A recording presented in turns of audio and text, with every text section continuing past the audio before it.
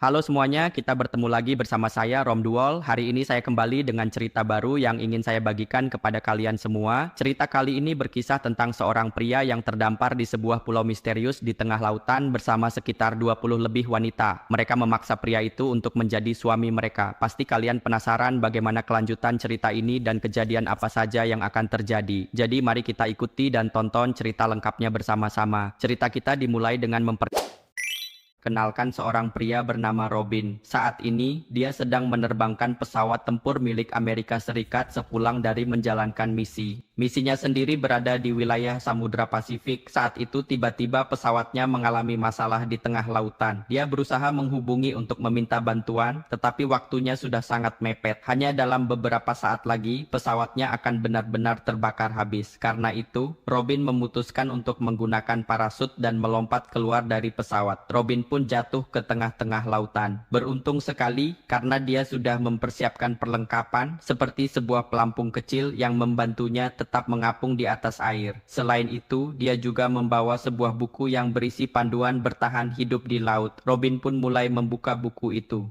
Robin mengikuti semua petunjuk di buku itu. Ia punya sedikit makanan yang bisa dimakan, berharap bisa bertahan dan keluar dari lautan luas ini. Namun, ia mulai merasakan gejala dehidrasi parah, membuatnya kesulitan. Karena itu, Robin menundukkan kepala dan mengangkat kaki. Tiba-tiba, ia melihat sesuatu di kejauhan. Awalnya, Robin mengira itu perahu kecil, sehingga ia sangat senang. Ia berteriak dan melambaikan tangan meminta pertolongan. Namun, saat benda itu berenang makin dekat, ternyata itu bukan perahu, melainkan seekor hiu.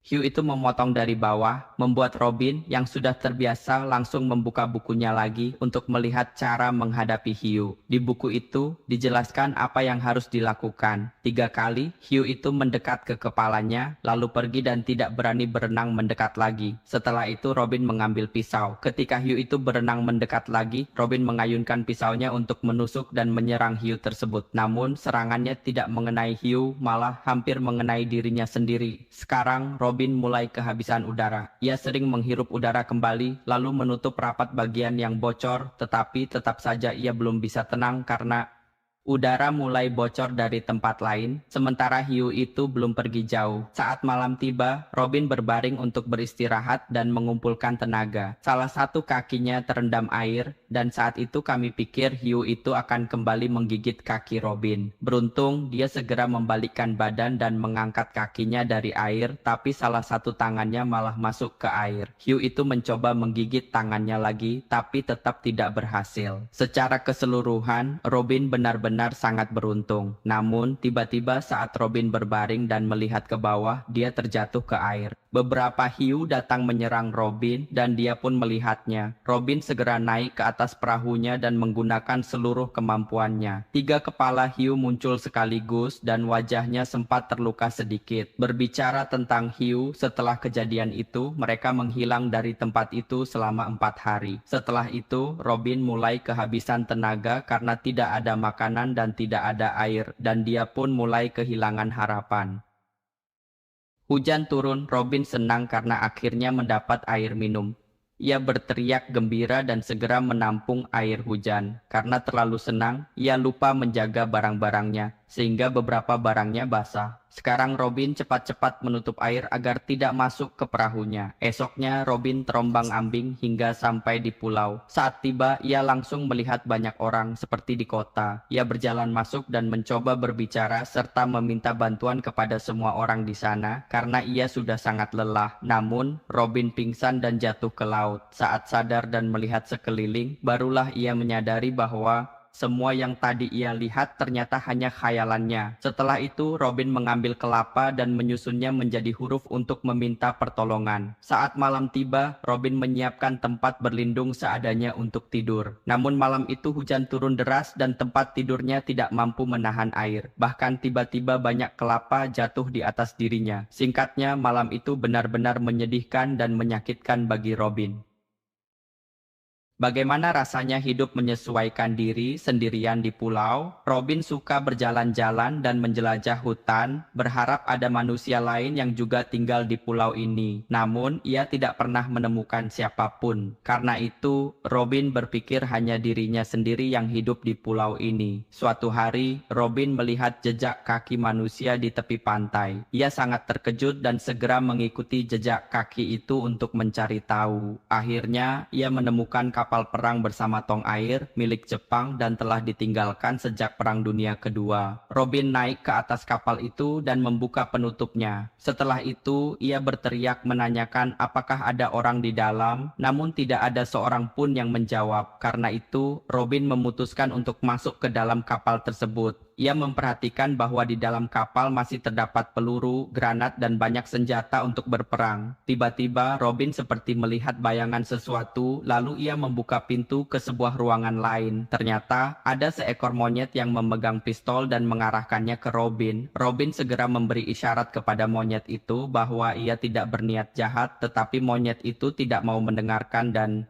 monyet itu menembakkan pistolnya 2 hingga 3 kali, tetapi untungnya tembakannya tidak mengenai Robin. Monyet itu juga tampak ketakutan. Ia kemudian lari masuk ke dalam bersama Robin. Saat itu Robin berkata kepada monyet itu agar tidak perlu merasa takut lagi. Monyet itu lalu memperkenalkan dirinya kepada Robin, mengatakan bahwa namanya adalah Floyd, seekor monyet milik organisasi NASA yang telah lama hilang. Floyd telah dipasangi chip komputer di dalam otaknya agar bisa dikirim ke luar angkasa untuk penelitian. Ia adalah monyet yang memiliki kemampuan khusus bisa mendengar dan memahami bahasa manusia, tetapi tidak bisa berbicara. Setelah mengetahui hal itu, Robin menunjukkan rasa hormat kepada Floyd. Bisa dikatakan Floyd menjadi alasan utama mereka. Selanjutnya, Robin mencari barang-barang di kapal. Ia menemukan sebuah buku dan mulai mendapat ide, lalu mengajak Floyd membuat rumah yang mirip gambar di buku itu bersama-sama. Mereka mulai membangun rumah itu. Untungnya pembangunan rumah mereka berhasil baik. Setelah itu, Robin menulis surat tentang aktivitas sehari-harinya, lalu memasukkan surat itu ke dalam botol untuk dikirimkan kepada kekasihnya. Kemudian, ia membuat tempat khusus mirip tempat pengiriman kunci. Robin meletakkan botol itu dan membiarkannya mengalir di air. Tempat itu benar-benar keren karena botol itu akhirnya hanyut dan jatuh ke laut. Malam harinya, Robin bermain bersama Floyd, namun permainan benar-benar sangat seru. Hal itu membuat Robin tidak bisa menang dalam permainan. Namun demikian, Robin tidak menyerah. Ia lalu bangkit dan mengambil sake Jepang, kemudian menggunakan pisau untuk memotong tutup botolnya. Ia mencoba mencicipi semuanya, dan ternyata minuman itu masih belum rusak. Robin pun minum sake itu bersama Floyd sambil berjalan-jalan, namun Floyd tidak ikut minum. Floyd malah menjual sake itu dan pergi begitu saja, sehingga Robin merasa sangat kesal karena setiap kali ia selalu kalah dari Floyd. Sebenarnya, Floyd memperhatikan barang-barang milik Robin dari balik kemasan di belakang. Pada saat itu, Robin sudah sangat mabuk. Ia lalu berkata kepada Floyd bahwa kali ini ia merindukan kekasihnya dan memuji kekasihnya benar-benar cantik. Ia bahkan mengambil foto kekasihnya dan menangis sementara Floyd juga melihatnya. Setelah itu, Floyd pun mengambil foto kekasihnya sendiri dan menunjukkan kepada Robin sekali lagi untuk menegaskan bahwa ia juga punya seseorang yang dipuji. Intinya, Floyd tidak mau kalah dari Robin. Selanjutnya, Robin bangkit lagi untuk mengambil sake dan melanjutkan minum. Ia semakin mabuk lalu duduk untuk berbicara lagi dengan Floyd, namun baru bicara sebentar saja ia sudah jatuh pingsan dan tertidur lemas hari itu. Keesokan paginya, seekor burung, mungkin juga tahu namanya, berkicau keras membangunkan Robin dari tidur. Namun, Robin masih belum sepenuhnya sadar karena pengaruh sake semalam sangat kuat. Sementara itu, Floyd melihat keadaan Robin seperti itu hanya menggelengkan kepala. Robin berjalan sambil memejamkan mata ke tempat mandi yang sudah direnovasi mewah. Setelah itu, Robin dan Floyd berolahraga bersama, bermain golf 1 ronde. Tiba-tiba, mereka tidak menemukan jejak kaki pertama, dan Robin mengira itu jejak Floyd.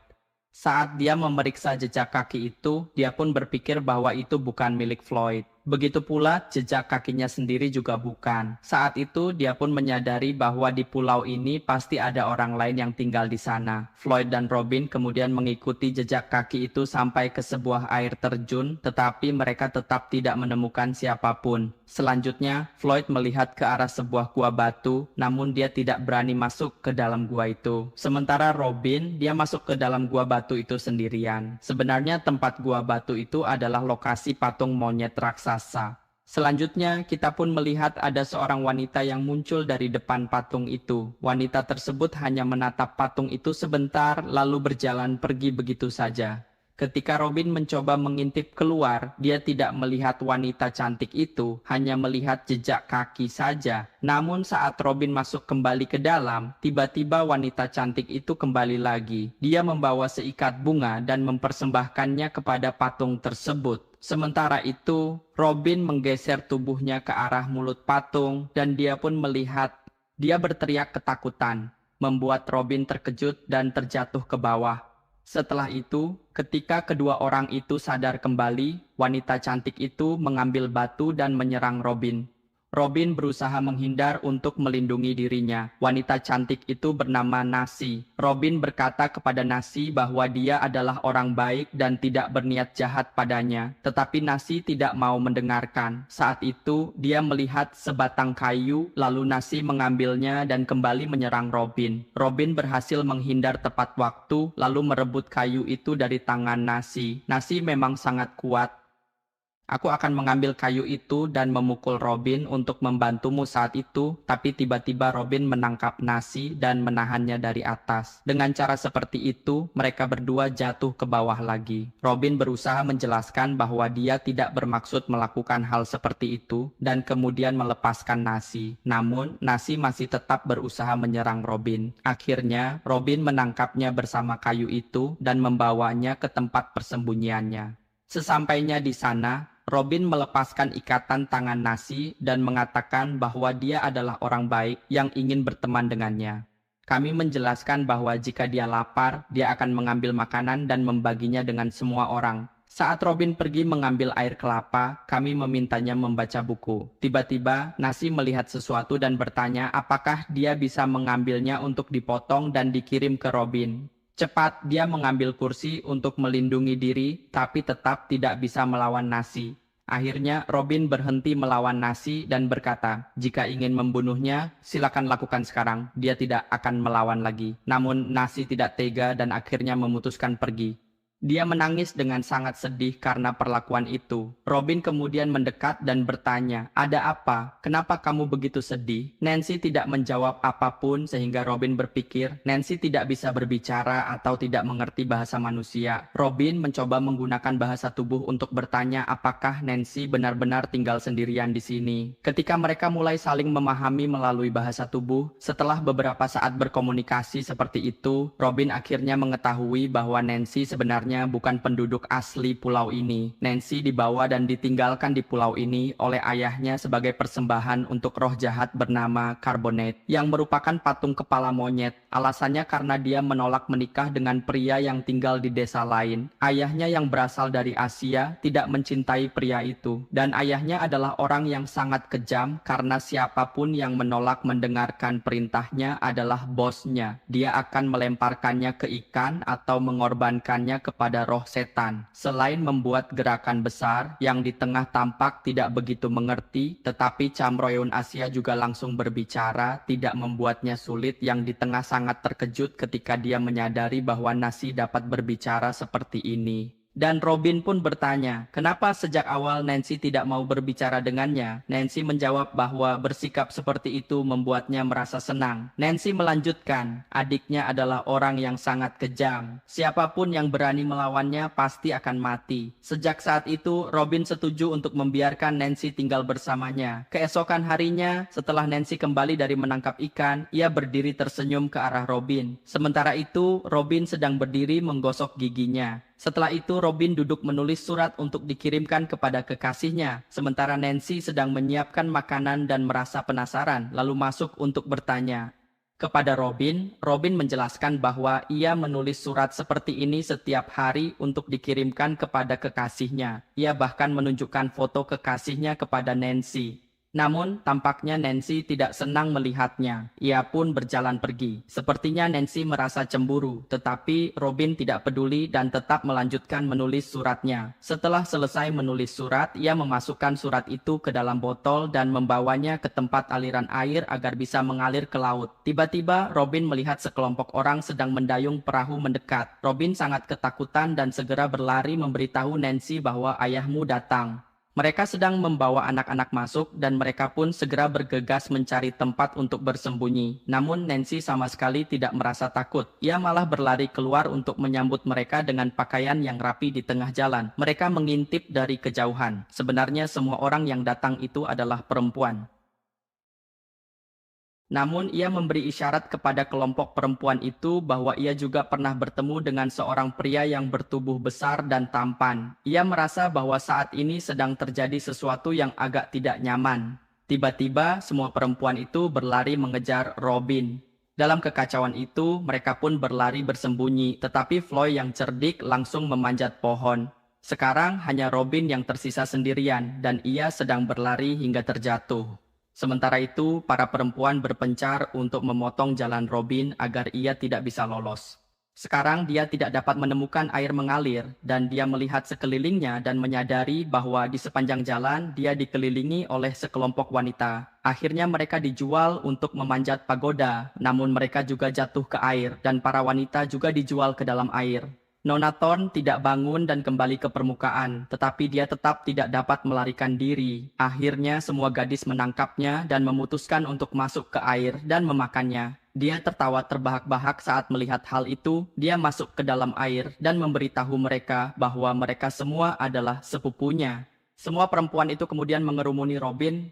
Begitulah. Tidak hanya itu, mereka juga menangkap seseorang yang memiliki tanda khusus di dalam air. She memberitahu Robin bahwa semua perempuan harus memiliki hak yang setara dengan laki-laki dan mereka semua akan melawan ayah mereka agar kaum laki-laki tidak lagi menindas perempuan. Jika Robin tidak setuju untuk bergabung dengan rencana mereka, maka mereka akan menenggelamkan tanda itu ke dalam air dan pasti akan mati. Robin tidak punya pilihan lain selain setuju. Setelah itu, kita tahu bahwa para perempuan telah menunjuk Robin sebagai pemimpin mereka untuk mempersiapkan perang melawan kepala aliansi yang bernama Masu. Jika berbicara tentang aturan dan hukum dalam berperang, mereka sudah diberitahu, tetapi semua anggota kelompok perempuan sudah berpengalaman, bahkan Robin juga demikian. Selain itu, mereka memberikan buah-buahan, bunga, dan banyak barang lain kepada Robin hingga ia benar-benar merasa dihargai. Selanjutnya, bersama Nasi, mereka berdiskusi menyusun rencana melawan ayah Nasi. Nasi memberitahu Robin bahwa ayahnya memiliki kekuatan spiritual tertentu. Patung kepala monyet itu bisa berkomunikasi satu sama lain, dan selain ayahnya, tidak ada yang bisa mendengar suara karbonat itu. Secara umum, karbonat itu berbicara tentang apa yang dilakukan ayahnya. Setelah semua mengikuti instruksi, mereka mulai menyusun rencana pertama menghadapi ayah Nasi. Robin memimpin kelompok perempuan mengumpulkan senjata dari kapal selam Jepang yang ternyata memiliki semua perlengkapan yang dibutuhkan. Saat itu mereka berencana membuka kapsul misterius. Awalnya mengira itu permen, tapi kemudian seseorang berhasil masuk dan segera memberitahu bahwa itu kapsul peledak, jadi jangan main-main. Semua diingatkan berhati-hati dan segera membawa kapsul itu keluar. Selanjutnya mereka mulai uji coba sistem persenjataan dan menyalakan beberapa senjata. Di dalam kapal Soviet semuanya masih belum berjalan. Robin sangat senang. Mereka juga telah memasang kabel listrik untuk digunakan dan dihubungkan dengan mesin pompa air. Sekarang semuanya berjalan dengan lancar. Robin mendorong sebuah bom roket yang sangat besar untuk dipasang dan disembunyikan di sepanjang pantai. Sementara itu, semua perempuan bersama-sama mencari Robin agar dia tidak pergi kemana-mana, supaya tetap layak sebagai pemimpin mereka. Meskipun Robin berusaha keras melarang mereka untuk berkorban, mereka tetap tidak mendengarkan dan tetap ingin berkorban juga. Mereka masuk ke provinsi itu sebagai patung karbonat. Mereka menyiapkan sistem suara untuk menyamar sebagai karbonat guna menipu ayah Nazi. Semua yang mereka siapkan sudah lengkap, ada alat untuk menembakkan api dan alat untuk menembakkan udara dingin. Ropian berlatih berbicara sesuai naskah dan semua perempuan berdiri mendengarkan. Mereka meminta patung itu berbicara dan bernegosiasi kepada ayahnya, menyampaikan bahwa perempuan harus memiliki hak setara dengan laki-laki tanpa paksaan atau penindasan, bebas memilih orang yang mereka cintai. Semua perempuan sangat senang dan merasa segalanya akan berhasil. Hari-hari berikutnya terlihat banyak kelompok perempuan yang masuk ke ruang belajar, duduk menulis surat mereka sendiri. Namun ketika dia masuk untuk melihat mereka, mereka semua pergi keluar bersama-sama, merasa tidak senang. Dia juga menyampaikan kepada Asi untuk memberitahu mereka bahwa mereka harus berjaga di tempat yang telah ditugaskan secara rutin. Namun, ayahnya bisa saja memimpin pasukan masuk dan menangkap kita kapan saja. Nazi pun meminta maaf dan mengatakan bahwa mulai sekarang mereka akan selalu mendengarkan perintah Robin, dan dia pun masuk untuk menyiapkan sarapan pagi untuk Ropian seperti biasa. Sementara itu, Ropian tenggelam dalam kesedihannya untuk menulis surat lagi kepada kekasihnya. Namun, kali ini dia lupa nama kekasihnya. Dia membuka kertas untuk melihat namanya, tetap saja heran mengapa dia bisa lupa nama orang yang sangat dia cintai. Saat itu, Nasi diam-diam mengamati Ropian. Ketika Ropian mengambil foto kekasihnya, dia melihat salah satu foto telah berubah menjadi orang tua dengan wajah sangat buruk. Itu hasil karya di wilayah Asi dan dirinya. Ropian juga merasakan sakit kepala hebat saat melihat itu, tetapi dia tidak terlalu memikirkannya. Sementara itu, seorang wanita cantik sedang bercermin melihat wajahnya sendiri. Tiba-tiba, dia melihat bahwa kelompok Masu sedang bergerak maju untuk melakukan serangan terhadap mereka. Dia sangat ketakutan dan segera mengambil alatnya untuk meniup peluit sebagai tanda peringatan kepada anggota lain, meskipun jalur komunikasi belum disebutkan. Karena itu, dia pun segera menyebarkan kabar dan memberitahu semua orang. Mereka pun langsung mulai bergerak dengan cepat. Ropian berlari masuk untuk meniup peluit agar semua orang tidak panik dan memberitahu kelompok wanita bahwa mereka harus mengikuti rencana yang telah mereka susun. Mereka pun membagi kelompok.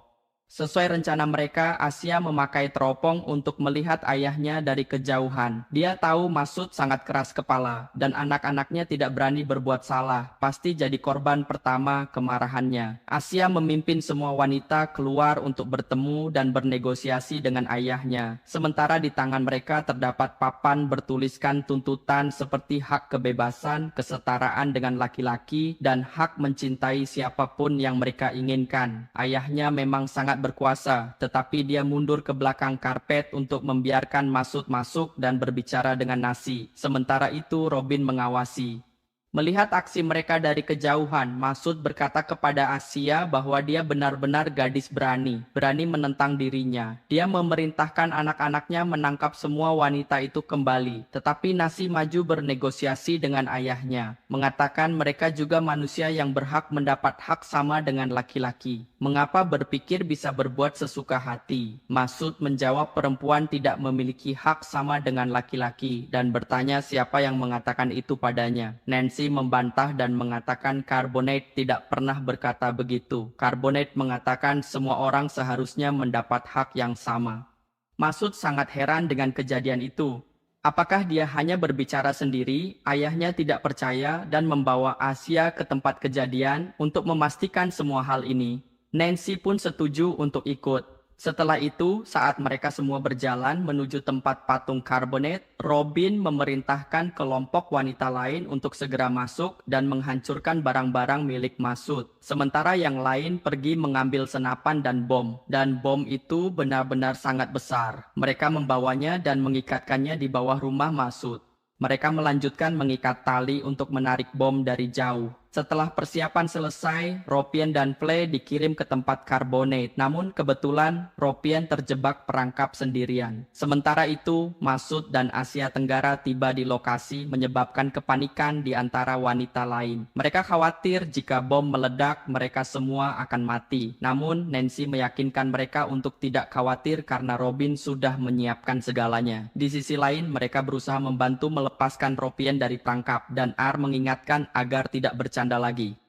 Mereka sudah tidak punya waktu lagi. Sementara itu, Masin setelah menyelesaikan semua persiapan, memberitahu Karuna bahwa putrinya telah mengatakan bahwa Karuna bisa berbicara langsung dengannya jika mau, karena dia ingin mendengar dan berbicara secara langsung. Mereka percaya. Nancy pun melangkah ke depan patung dan memberitahu Carbonet untuk segera berbicara tanpa harus hanya berbicara sendiri, melainkan agar semua orang yang ada di sana bisa mendengarnya bersama-sama. Ia juga memberi isyarat kepada Robin untuk segera berbicara juga sesuai dengan kenyataannya. Belum sempat melepaskan diri dari jebakan, dia masih terikat dengan pohon dan tidak tahu sekarang sudah sampai di mana. Sementara itu, Nancy terus memohon kepada Carbonet agar segera berbicara karena semua orang di sana sedang menunggu untuk mendengarkan. Karena Karuna belum berbicara, Masud tertawa dan memerintahkan anak cucunya untuk masuk dan menangkap semua gadis itu. Namun tiba-tiba Carbonet mulai berbicara. Dialah yang memegang senjata laser yang memancarkan cahaya keluar dari mata patung itu, seperti sebuah teknik pertempuran. Dia memerintahkan mereka untuk memasukkan para gadis kembali dan mengumumkan kepada semua orang bahwa sekarang perintah baru telah dikeluarkan, bahwa para perempuan harus menerima hak yang setara dengan laki-laki. Namun, Masin tidak mempercayai hal itu dan berpikir bahwa suara itu bukanlah suara dari Carbonet, dan dia yakin bahwa hanya dirinya sendiri yang bisa mendengar suara Carbonet yang asli. Dia yakin ini pasti sebuah tipu muslihat. Karena Masin tidak mau menerima hal ini, Robin pun menyalakan api keluar dan bulu-bulu yang menghiasi tubuh mereka langsung terbakar habis.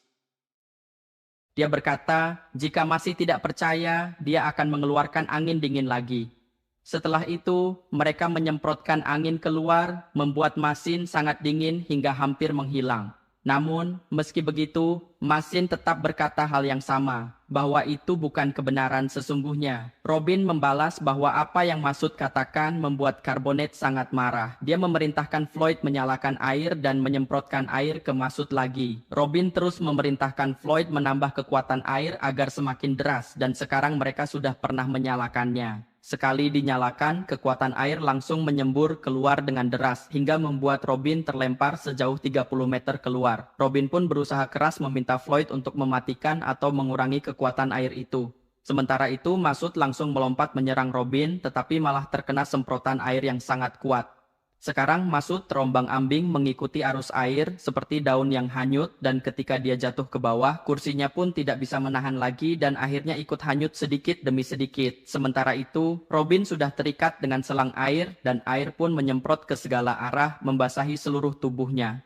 Kemudian dia meminta kelompok perempuan untuk segera keluar dari area itu dan melanjutkan ke rencana B mereka. Setelah itu, kita melihat Floyd sudah memutar kembali keran air sehingga air pun berhenti mengalir. Masud lalu memerintahkan anak buahnya untuk masuk dan mengurus Robin, sementara Robin berteriak meminta Floyd untuk segera menyalakan air lagi. Namun secara tidak sengaja, Floyd telah kehilangan kunci untuk membuka keran air itu. Dia mengambilnya untuk memberitahu Robin, tetapi pada saat itu mereka malah menyalakan alat penyembur api dan sekarang alat itu sedang menyala hebat. Uang pun keluar dan diambil untuk menunjukkan bahwa kunci untuk memutar keran air itu sudah hilang.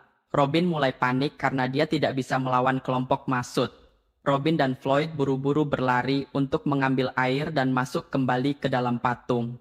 Selain itu, tiba-tiba api mulai membakar bagian dalam, menyebabkan peluru-peluru meledak. Peluru-peluru itu bahkan terlempar keluar dan melindungi mereka dengan mengarah ke kelompok Masud. Salah satu dari mereka berlari dan terkena peluru di kakinya. Kini hanya Masud yang tersisa sendirian. Dia masih berusaha menyerang Robin, tetapi akhirnya dia juga terkena peluru yang terbang tepat mengenai kepalanya. Di atas, mereka masih terjebak bersama dan berpegangan lalu jatuh ke bawah. Di bawah mereka terkejut dan langsung lari meninggalkan tempat itu. Saat ini, Masin tak bisa lagi tinggal di pulau ini. Dia dan pengikutnya yang ketakutan segera membawa anak-anak pergi meninggalkan pulau itu dan kembali. Kelompok anak buah Masud sangat ketakutan. Beberapa dari mereka terjebak dan saat itu mereka saling membantu lalu meninggalkan semuanya di laut bersama-sama membuang kesedihan untuk kembali ke pulau mereka. Tak lama kemudian barang-barang mereka habis karena kelompok perempuan membuang sumbatan agar air bisa masuk. Jika berbicara tentang perahu yang dinaiki oleh Masud,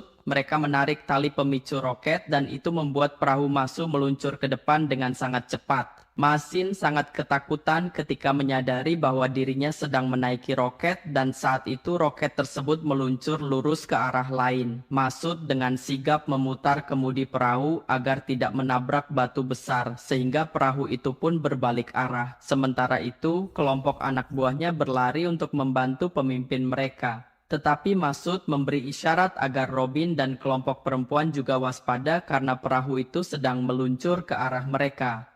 Akhirnya perahu Masud melayang ke atas seekor sapi dan kemudian naik ke atas pohon kelapa, tetapi untungnya Masud berhasil jatuh dari perahu tepat pada waktunya. Sementara itu, roketnya meledak di atas dan buah kelapa jatuh menimpa Masud dari atas. Si dan Robin berlari mendekat untuk melihat keadaan Masud dan bertanya apakah dia sudah cukup menderita. Masud menangis dan menjawab bahwa dia menyerah saja, sedangkan patung Karuna hancur berkeping-keping oleh roket. Tetapi jika dilihat dari bentuknya, seolah-olah patung itu sedang menertawakan Masud juga. Keesokan harinya mereka pun mengadakan pesta bersama. Pada saat itu Masud mengubah aturan adat lama dan menetapkan kembali bahwa perempuan memiliki hak yang sama dengan laki-laki dalam segala hal. Nasi dan kelompok perempuan lain menari dengan gembira. Namun tiba-tiba Nasi ikut menari tradisional bersama mereka dan Robin pun tidak mau kalah. Ia juga naik ke panggung dan menunjukkan gerakan tariannya sendiri dengan semangat. Tiba-tiba Nasi mengenakan perhiasannya. Begitu juga Robin. Masud mengucapkan selamat kepada putrinya, menjelaskan bahwa itu cara menari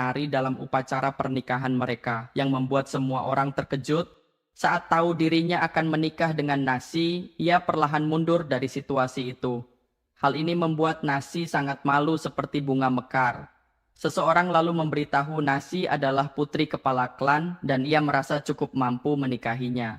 Setelah berkata begitu, ia lari meninggalkan tempat itu. Masud berkata pada putrinya, "Jika kamu benar-benar putri kami yang kuat, cepat tangkap dia dan bawa kembali." Begitu ayahnya berkata, Nasi langsung memimpin semua perempuan berlari mengejar dan menangkapnya. Sementara itu, Robin berusaha keras melarikan diri agar tidak tertangkap kelompok perempuan itu.